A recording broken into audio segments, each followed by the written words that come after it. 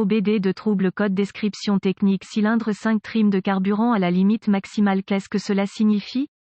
Il s'agit d'un code de diagnostic générique (DTC) du groupe motopropulseur et s'applique généralement à tous les véhicules OBD2 à essence. Cela peut inclure, mais sans s'y limiter, les véhicules de Land Rover, Mazda, Jaguar, Ford, Mini, Nissan, GM, etc. Bien que génériques, les étapes de réparation exactes peuvent varier selon l'année, la marque, le modèle et la configuration du groupe motopropulseur. Un code P02A stocké signifie que le module de commande du groupe motopropulseur (PCM) a détecté une condition extrêmement pauvre dans un cylindre de moteur spécifique. Dans ce cas, c'est le cylindre croisillon 5. Le PCM utilise le système de compensation de carburant pour augmenter ou diminuer le débit de carburant selon les besoins. Les signaux d'entrée provenant des capteurs d'oxygène fournissent au PCM les données nécessaires pour régler la compensation de carburant. Le PCM utilise des variations de modulation de largeur d'impulsion d'injecteur de carburant pour effectuer des changements de rapport air-carburant. La compensation de carburant à court terme est calculé en permanence par le PCM, il fluctue rapidement et est l'un des facteurs clés dans le calcul de la compensation de carburant à long terme. Chaque véhicule a des paramètres de pourcentage de compensation de carburant minimum et maximum programmés dans le PCM. Les paramètres pour la compensation de carburant à court terme sont beaucoup plus larges que les spécifications des paramètres pour la compensation de carburant à long terme. De petites variations dans la compensation de carburant, généralement mesurées en pourcentage positif ou négatif, sont normales et n'entraîneront pas le stockage d'un code P02A. Les paramètres de compensation de carburant maximum, positif ou négatif, sont normalement dans la plage de 25%. Une fois ce seuil maximum dépassé, un code de ce type sera enregistré. Lorsque le moteur fonctionne à un rendement optimal et qu'il n'est pas nécessaire d'augmenter ou de diminuer la quantité de carburant livrée à chaque cylindre, la garniture de carburant doit refléter entre 0 et 10%. Lorsque des conditions d'échappement pauvres sont détectées par le PCM, le carburant doit être augmenté et la compensation de carburant reflètera un pourcentage positif. Si l'échappement est trop riche, le moteur a besoin de moins de carburant et la garniture de carburant doit refléter un pourcentage négatif. Voir aussi, tout ce que vous voulez savoir sur les versions de carburant. Les véhicules OBD2 devront établir un modèle de stratégie de compensation de carburant à long terme, ce qui nécessitera plusieurs cycles d'allumage. Graphique de compensation de carburant comme indiqué par l'outil d'analyse OBDII. Quelle est la gravité de ce DTC?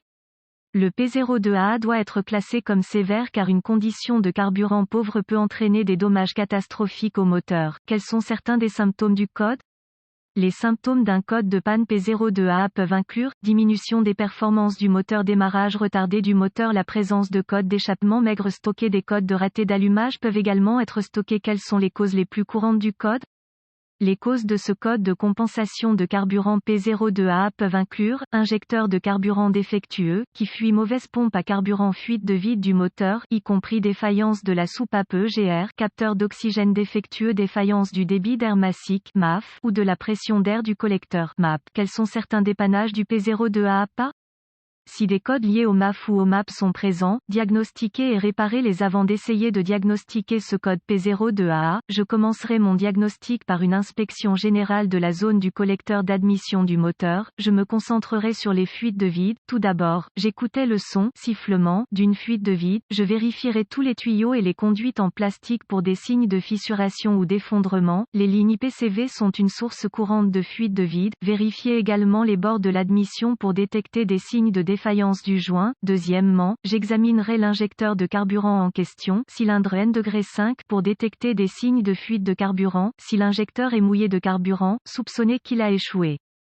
Si aucun problème mécanique évident n'est découvert dans le compartiment moteur, plusieurs outils seront nécessaires pour poursuivre votre diagnostic: un scanner de diagnostic, un voltomètre numérique (DVOM), un manomètre de carburant avec adaptateur, une source d'information fiable sur le véhicule. Ensuite, je connecterai le scanner au port de diagnostic du véhicule et je voudrais récupérer tous les codes stockés et figer les données de trame, puis les écrire tous pour une utilisation ultérieure. Maintenant, je voudrais effacer les codes et tester le véhicule pour voir si certains sont réinitialisés, accéder au flux de données du scanner et observer le fonctionnement du capteur d'oxygène afin de voir si une condition d'échappement pauvre existe réellement. J'aime affiner le flux de données pour inclure uniquement les données pertinentes, cela donne un temps de réponse des données plus rapide et une lecture plus précise. Si une condition d'échappement pauvre réelle est présente, étape 1, utiliser le manomètre pour tester la pression de carburant et la comparer avec les spécifications du fabricant. Si la pression de carburant est conforme aux spécifications, passez à l'étape 2. Si la pression de carburant est inférieure aux spécifications minimales, utilisez le DVOM pour tester le relais de la pompe à carburant et la tension de la pompe à carburant. Si la pompe à carburant est alimentée à un niveau de tension acceptable, généralement la tension de la batterie, retirez le filtre à carburant et voyez s'il est obstrué par des débris. Si le filtre est bouché, il doit être remplacé. Si le filtre n'est pas obstrué, suspectez une défaillance de la pompe à carburant. Étape 2, accéder au connecteur de l'injecteur pour l'injecteur en question et utilisez le DVOM ou une lampe Noid si disponible pour tester la tension de l'injecteur et une impulsion de masse, cette dernière provenant du PCM. Si aucune tension n'est découverte au niveau du connecteur de l'injecteur, passez à l'étape 3. Si la tension et une impulsion de masse sont présentes, rebranchez l'injecteur et utilisez un stéthoscope ou un autre dispositif d'écoute et écoutez-le avec le moteur en marche. Un clic audible doit être répété à intervalles réguliers. Si le son n'est pas présent ou s'il est intermittent, soupçonnez que l'injecteur du cylindre en question est en panne ou obstrué. L'une ou l'autre condition justifiera probablement le remplacement de l'injecteur. Étape 3. La plupart des systèmes d'injection de carburant modernes fournissent une alimentation constante de la tension de la batterie à chaque injecteur de carburant, le PCM fournissant une impulsion de masse à l'instant approprié. Pour compléter le circuit et entraîner une pulvérisation de carburant dans le cylindre, utilisez le DVOM pour tester les fusibles et les relais du système pour la tension de la batterie. Remplacez les fusibles et ou les relais si nécessaire. Le système de test fusionne avec le circuit sous charge. J'ai été trompé par un fusible défectueux qui semblait bon lorsque le circuit n'était pas chargé. Clé allumée, moteur arrêté, puis qui a échoué avec le circuit chargé. Clé allumée, moteur en marche. Si tous les fusibles et relais du système sont en bon état et qu'aucune tension n'est présente, utilisez la source d'information de votre véhicule pour tracer le circuit. Il y a de fortes chances qu'il vous amène au contacteur d'allumage ou au module d'injection de carburant. Le cas échéant, effectuez les réparations du circuit au besoin. Remarque: soyez prudent lorsque vous testez, remplacez les composants du système de carburant haute pression.